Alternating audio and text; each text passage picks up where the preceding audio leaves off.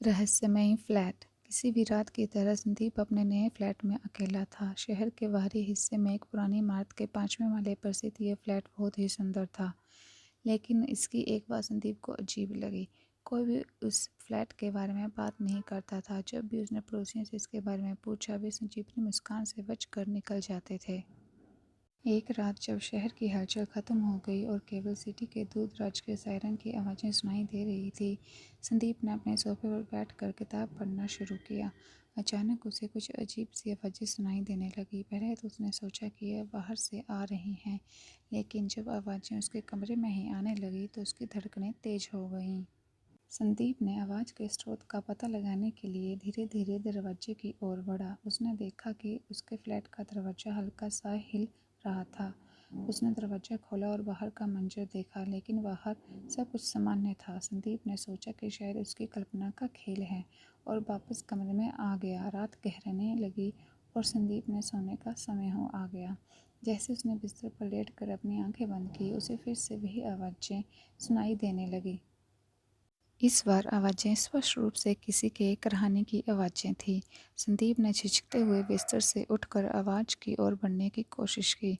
जैसे ही उसने आवाज़ की दिशा में कदम बढ़ाया, उसकी नज़र एक पुरानी किताब पर पड़ी, जो कि वह पहले नहीं देख पाया था। किताब के ऊपर की धूल को झाड़ते हुए उसने देखा कि उसके पन्ने पुराने और पीले हो चुके थे। संदीप ने किताब को खोला और पहली पंक्ति पर उसकी आंखें थम गई।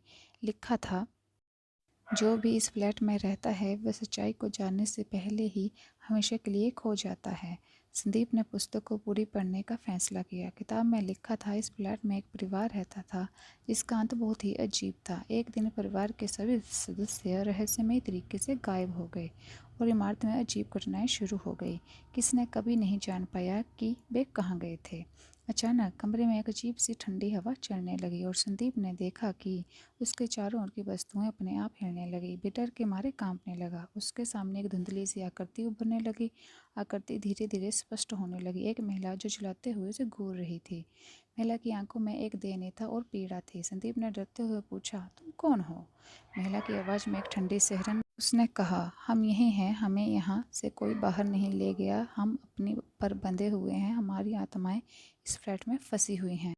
संदीप ने हिम्मत जुटाते हुए पूछा, तुम्हें यहाँ से बाहर निकलने का कोई तरीका है? महिला ने सिर झुकाया और एक किताब की ओर इशारा किया जो संदीप ने पढ़ी थी।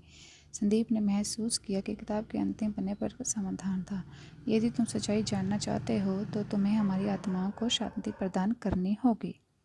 संदीप ने सारी हिम्मत बटोरकर उस महिला रात को शांतिपूर्वक पूजा की और महिला के निर्देशों का पालन किया। पूजा के दौरान उसने आशीर्वाद के रूप पर एक हल्की रोशनी देखी और महसूस किया कि एक बड़ी शांति उसकी आत्मा को मिल रही है। सुबह होते ही संदीप ने देखा कि फ्लैट की पुरानी वाइब सब गायब हो चुकी थी।